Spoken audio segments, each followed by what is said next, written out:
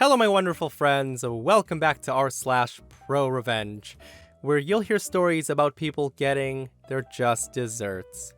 Guys, I hope your day's going well today, and guess what? It's about to get even better. Guys, this episode has 3 stories. The first, OP gets back at a friend who frequently dines and dashes at expensive restaurants and leaves them stuck with the bill. The second story, a teacher gets back at some students who think it's funny to prank him. And we'll finish up with OP telling a story about his friend's divorce and how the wife tried to take more than she deserved. Guys, I hope you stay for the stories today, and do hit that subscribe button for future revenge stories.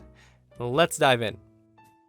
This first story is titled, Dine and Dash Diva Gets What She Deserves. My group of friends have been together for quite some time, starting from the end of middle school. The majority of us ended up going to the same college, so good for us. Anyway, one of our quote friends has been acting unreasonably and starting drama for fun. It's been slowly building up about a year. Now, gossip and rumors we can deal with because we know each other, and we can usually pick the truth from the lies easily. At the point of our rumor spreading, we distance ourselves from her quite a bit. Her latest antics have been much different. For the sake of the story, her name can be D. In our area, cases have been low, so we've started to go out more with the whole gang.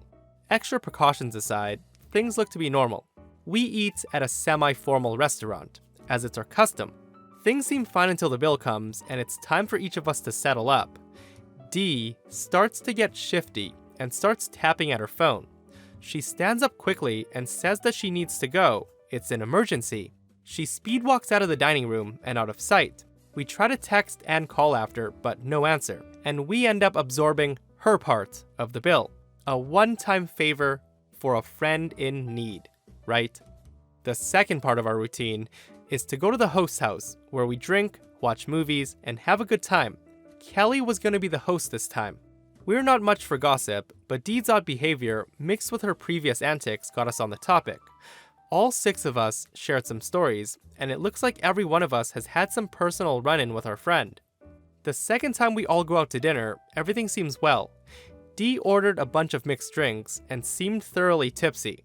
Foolishly, we believed that she would pay her tab this time. Before the waiter could even bring up how we wanted the bill split, Dee excused herself to the bathroom and did not return. We all have jobs along with scholarships, so thankfully money isn't our primary worry. However, last time's bill paired with Dee's inflated dinner and alcohol tab would set us collectively back about $300. Reluctantly, we paid. Although we didn't see her, it was assumed that she drove home drunk. We rendezvous to the host's house, very annoyed and in no mood to party. Again, Dee ignores our calls and does not open our messages. We busy ourselves by trying to get in touch with some of Dee's friends. Through the mishmash of conversation, it was revealed that Dee was receiving a stipend from her father and that she was saving up to buy herself a new Tesla.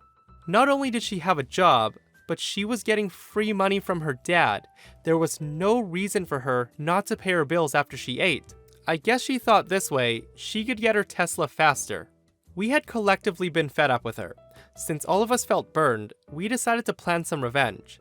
We knew she had the cash, she just didn't feel obligated to hold her weight. At this point, we were all waking up to see how entitled she could be. Our sense of loyalty and nostalgia has blinded us for way too long. Today was the day. We decided to go out to a very nice restaurant today, about twice the price of what we normally do.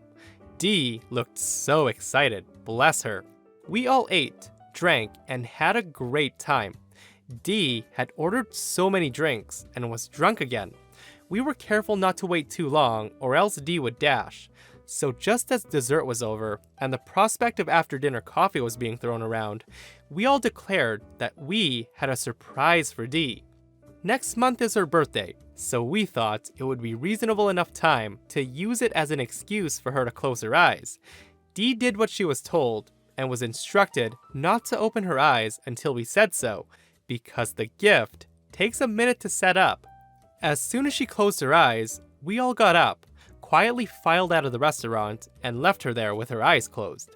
Just as we were pulling out of the parking space, we saw Dee running out of the doors, searching wildly for us. She caught sight of the car just as we rolled away, and middle fingers arise. Our phones were blowing up like crazy, tons of vile messages following the calls. I got to thinking, the bill must have totaled around $700 for everyone. We would have never picked this place normally, although the food was very good. The rest of the gang headed to my apartment about 30 minutes later, and we each received a message saying that we owed her $738.17, along with a photo of the bill. She even had the audacity to include her part of the bill in that amount as well, and judging by the receipt, she gave no tip. I replied with this message: "Guess you'll have to dip into your Tesla fund. We know you can afford it." To say she went crazy is an understatement. She went coconuts. She tore us a new one on Twitter. She blocked us, then unblocked us to rip into us some more, and then blocked us again. Now Kelly, who has an alternate Snapchat account, is treating us to her near psychotic rants, talking about fake whores who never did anything for her. I guess that's us. Maybe next time, she'll learn to pay for herself like an adult. Ugh. $0 tip on a $700 bill? Guys, oh my goodness. That must have been a slap in the face for the person who was waiting on their table the whole night. But, guys, OP is a good-hearted person though. So I scrolled through the comments and OP left this message. "I plan on calling the restaurant tomorrow and asking for our waiter's hours so I can get his tip to him. We don't intend to leave him high and dry." Knowing that OP plans to do this makes this revenge story so much sweeter. I hope that Tesla is worth losing all of your friends for. But I wouldn't be surprised if she thought it was though. Would you be? This next story is titled, "Students Pranked Me. I Had the Last Laugh."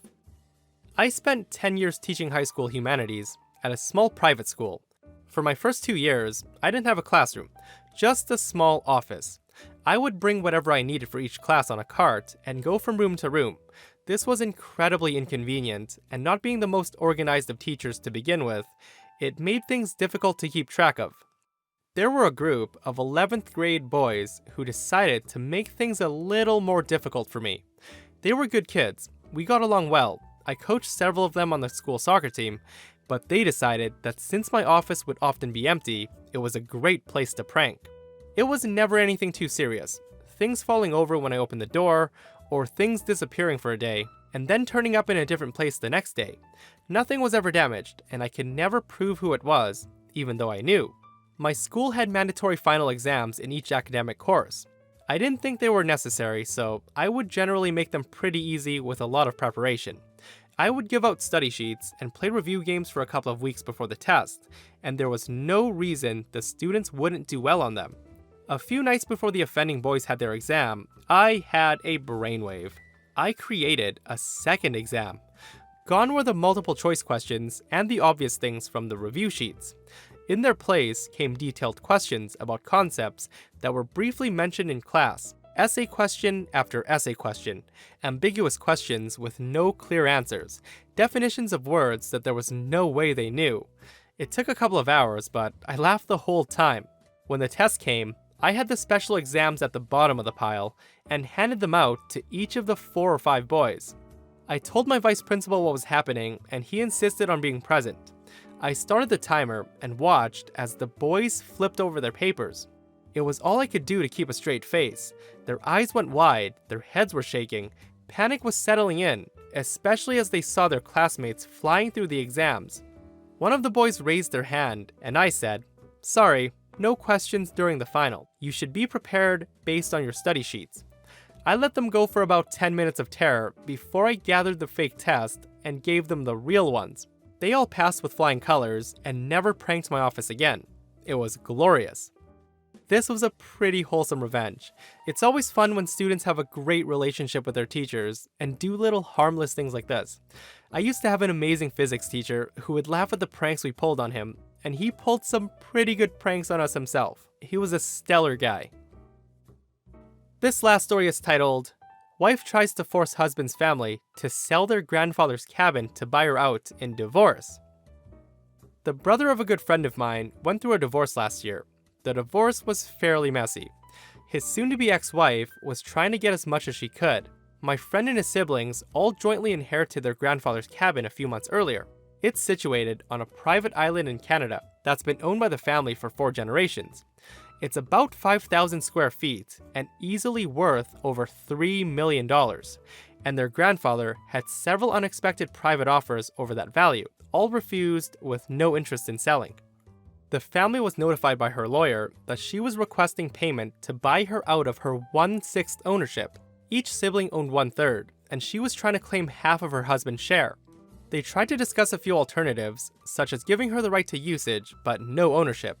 She declined, and apparently intent on forcing them to sell it, since she knew that none of them could afford to front the money to their brother to keep their cabin in their ownership. Their lawyer, a family friend, did a bunch of work to find a favorable solution for them. In looking over grandfather's will, he discovered that the divorcing brother did not in fact own any part of the island with a cabin on it. It seemed that their grandfather brought up a bunch of other islands nearby the cabin and willed them to his grandchildren separately. He only owned a small nearby island made up of rocks and gravel, not big enough to build on and not worth any money at all. Not wanting to give her anything at all, they made her an offer to give her 75% usage rights of the island for 25 years with no ownership. In the offer, they named the worthless island by its legal land title name. She made a counteroffer, which was identical, but she wanted to add her rights to rent the island out for profit, and she wanted choice over her time allocation, which she drafted in the offer. They agreed. Apparently, her new boyfriend was more interested in the cabin than the money. They mailed her a set of keys for the quote, cabin, as well as a fake key with a bright yellow floating foam keychain to give her the impression that there would be a boat available to get to the island. They allowed her to believe that her deal was for the cabin's island for quite a while, as the divorce was still not finalized. Her first weekend with the island was a long weekend, and she invited her family out, along with her new boyfriend, a 400-kilometer drive. They were greeted by my friend's dad and their lawyer.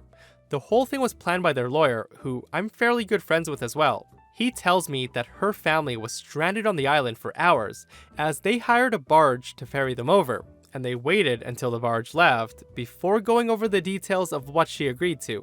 He says she attempted legal action once more after that, accusing the family of fabricating the will after the fact.